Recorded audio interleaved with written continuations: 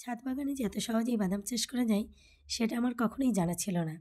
তাই আজকে যদি এই কয়েকটি বাদামের দানা যদি আমি বাগানে না বসাতাম তাহলে কখনো জানাই হতো না বা এই বাদাম সম্বন্ধে কোনো অভিজ্ঞতাই আমার হতো না।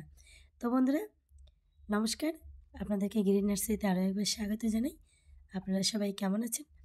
আশা করছি যে যেখানে আছেন সবাই অনেক ভালো আছেন এবং সুস্থ আছেন। তো বন্ধুরা, আমি তো ছাদ বাগানে বিভিন্ন ধরনের শাক সবজি ফলমূল চাষ করে আপনাদের সঙ্গে শেয়ার করি। তো আজকে একটা ভিন্ন ধরনের ভিডিও। তো সেটা হচ্ছে বাদাম চাষ। তো এটা আমি শখের বিষয়ে আমার বাগানে বসিয়েছিলাম। তো সেই শখের বিষয়ে বাদাম চাষ করতে গিয়ে আমার ভীষণ পরিমাণে অভিজ্ঞতা হয়েছে আর মনটা অনেকটা ভালো হয়েছে। খুবই খুশি হয়েছি আমি। কারণ এই বাদাম চাষ আমি কোনোদিনও আমি জীবনে করিনি আর দেখিও নি। তো সব কিছুই আমার এই বাদাম চাষ করতে গিয়ে অভিজ্ঞতা হয়েছে। তো আজকে আপনাদের সঙ্গে সব কিছু শেয়ার করব। তো আপনারাও ভিডিওটি দেখতে থাকুন। আশা করি আপনাদেরও ভালো লাগবে। তার পাশাপাশি আপনারা অনেক কিছু বুঝতে পারবেন, জানতে পারবেন। তো চলুন ভিডিওটি শুরু করি।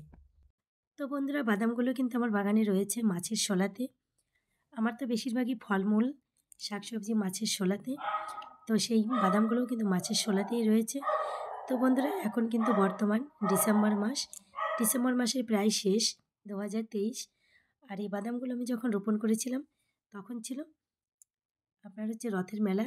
রথের মেলার দিন আমি এই উল্টো রথের মেলার দিন আমি এই বাদামগুলো রোপণ করেছিলাম। এই বাদামগুলো আমি বাড়িতে খাবো বলে ভিজিয়েছিলাম। তো খাওয়ার সময় আমি পাইনি। তখন আমি দেখেছিলাম 2-1 দিন পরে বাদাম থেকে খুব সুন্দর অঙ্কুরোদ্গম হয়েছে। তো তাই দেখে আমি আর ফেলতে পারলাম না। খুব সুন্দর দেখে 3টে বাদাম আমি আমার এই একটা গাছের পাশে পুঁতে রেখেছিলাম যে দেখি কেমন কি হয়। কেননা বাদাম সম্বন্ধে আমার কোনো অভিজ্ঞতাই নেই। আর আপনারা যারা দেখছেন আশা করি তাদেরও অভিজ্ঞতা বেড়ে যাবে। তো যাই হোক, তখন আমি সেই বাদামগুলো ওখানে পুঁতে রাখি। তো সেই বাদামগুলো ধীরে ধীরে কয়েকদিন পরেই দেখি নতুন নতুন কচি কচি পাতা বের হয়েছে। তো দেখে আমি ভাবলাম যে বাদামগুলো অবশ্যই হবে, যেহেতু পাতা বেরিয়েছে। তো দেখি গাছটা কতদূর কী হয় আর বাদামটা ঠিকঠাক নামে কি না। তাই কিন্তু আমি বাদাম এর গাছটাকে বড় হতে দিলাম। আর কোনো খাবার আমি দিতাম না। শুধুমাত্র জল দিতাম মাঝে মধ্যে। খুব একটা যে জল বেশি দিতাম তাও নয়। মাঝে মধ্যে জল প্রয়োগ করতাম। আর আমার বাদাম বাগানে যে মাটিগুলো আমি তৈরি করে রাখি, সেই মাটিতে কিন্তু প্রচুর পরিমাণে খাবার থাকে। আমি কখনোই কোনো গাছে এক্সট্রা কোনো খাবার দেই না। শুধুমাত্র খোল জল, ফুল পাতা, ফল পাতা, পচা এইগুলো সমস্ত খাবারই আমি দেই। তাছাড়া আমার এক্সট্রা কোনো খাবার দিতে হয় না। তো যাই হোক, শুধুমাত্র জলই দিতাম। আর আমার মাটিগুলো দেখতেই পারছেন পুরো কালো হয়ে গেছে। আর প্রচুর পরিমাণে খাবার কিন্তু আমার মাটিতে দেওয়া থাকে। তাই আমি কিন্তু কোনো খাবার দেই না। তো যাই হোক, সেভাবেই গাছটা আমার ধীরে ধীরে বাড়তে বাড়তে একটা গাছ থেকে পুরো একটা মাছের শোলা আমার পুরো ভর্তি হয়ে গিয়েছিল।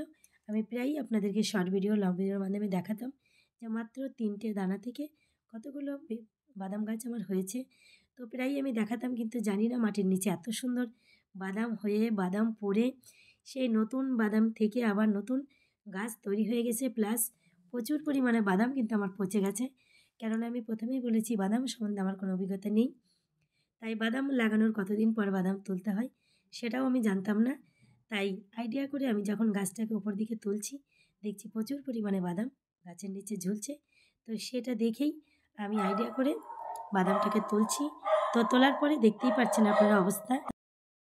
তো শেষ পর্যন্ত কতগুলো বাদাম হয়েছে সেগুলো আমি আপনাদেরকে অবশ্যই দেখাবো। প্রথমে তোলাটা তো শেষ করি। তো দেখুন, আমি কিন্তু তুলেই যাচ্ছি। আর এদিকে আমার ছেলে বসছে, ও গাছ থেকে ছিঁড়তে বসেছে। আর আমি কিন্তু মাটি খুঁড়ে তুলতেই আছি। তো মাটিতে কিন্তু প্রচুর পরিমাণে খোসা পেয়েছি আমি, যেগুলো পচে মাটির সঙ্গে অর্ধেক মিশে গেছে আর পুরো কালো হয়ে গেছে। মানে অনেক দিন থেকে হয়তো বাদামটা সৃষ্টি হয়েছিল। আর সেই প্রথম অবস্থার বাদামগুলো মনে হয় পচে গেছে। আর পরে যে বাদামগুলো হয়েছে সেগুলো হয়তো পচতে শুরু করেছিল। যাই হোক, কী হয়েছে আমি ঠিকঠাক বলতে পারবো না। তবে খোসাগুলো দেখে মনে হচ্ছে বেশ কিছুদিন আগে থেকেই বাদামগুলো আমার পচতে শুরু করেছে। কেননা তখনই হয়তো তুলে নিতে হতো। তো আমি তো বললাম আমি যে আমার কোনো অভিজ্ঞতা নেই। আর যে সমস্ত বন্ধুরা আমার এই ভিডিওটি দেখছেন, আপনারা যারা জানেন তারা তো জানেনই, তাদের সঙ্গে আমি কিছু বলবো না। কারণ তারা অনেক অভিজ্ঞ আর আমি তো কিছুই জানি না, কিছুই বুঝি না। আর যে সমস্ত বন্ধুরা আমার মতো নতুন তারা কিন্তু দেখতেই পারছেন। আপনারা যদি কখনো বাদাম বসাবেন তাহলে আপনারাও এরকম আমার মতো এরকম চেষ্টা করবেন তাড়াতাড়ি তুলে নেওয়ার। আর এমনি করে বসানোর চেষ্টা করবেন। দেখবেন ঠিক সত্যি এরকম খুব সুন্দর বাদাম হবে। দেখুন প্রচুর পরিমাণে বাদাম কিন্তু হয়েছে, পুরোটাই আমি দেখাবো। আর বাদামের দানাগুলো কিন্তু অনেকটা বড়, বেশ 4টে-5টা করে ভেতরে ভেতরে বাদামের দানাগুলো ছিল। দেখুন প্রচুর পরিমাণে বড় বড় কিন্তু বাদাম হয়েছে। আমাদের এখানে আমি তো ভাবতেই পারিনি কখনো যে আমাদের এই এঁটেলে মাটিতে মানে বাদাম যে কোন মাটিতে ভালো হয় তাও জানি না। তো মনে হয় খুব নরম মাটিতেই ভালো হয়। তো এটা তো এঁটেল মাটি। শুধুমাত্র আমি বিভিন্ন রকমের পাতা পচা, গোবর পচা, তারপরে ফুল পচা এগুলো দিয়েই এই গাছটাকে মাটিটা তৈরি করে কিন্তু গাছটা বসানো। তো কোন মাটিতে কেমন হয়, কী হয় না হয় কিছুই আমি জানি না। তো যাই হোক, যেমনই হোক না কেন, বাদাম কিন্তু আমার খুব সুন্দর হয়েছে। বাদাম দেখে আমার খুব ভালো লেগেছে। আপনারাও যারা দেখছেন আশা করি তাদেরও ভালো লাগবে।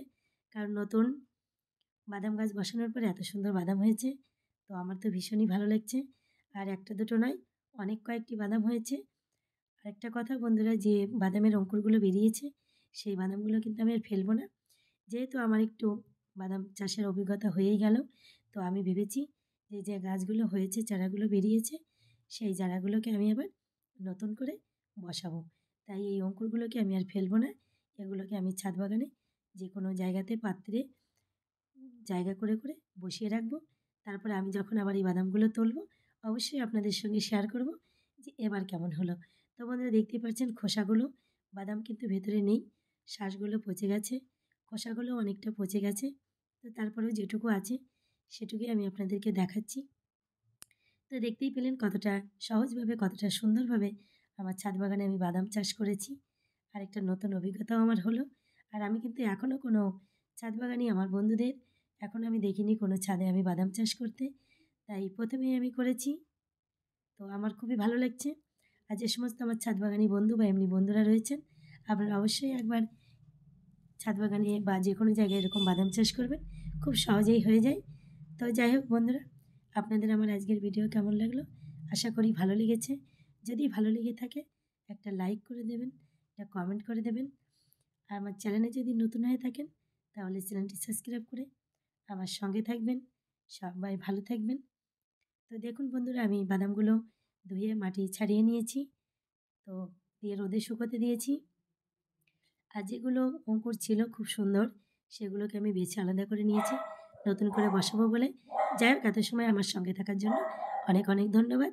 সবাই ভালো থাকবেন। দেখা করবো পরে কোনো ভিডিওতে। নমস্কার।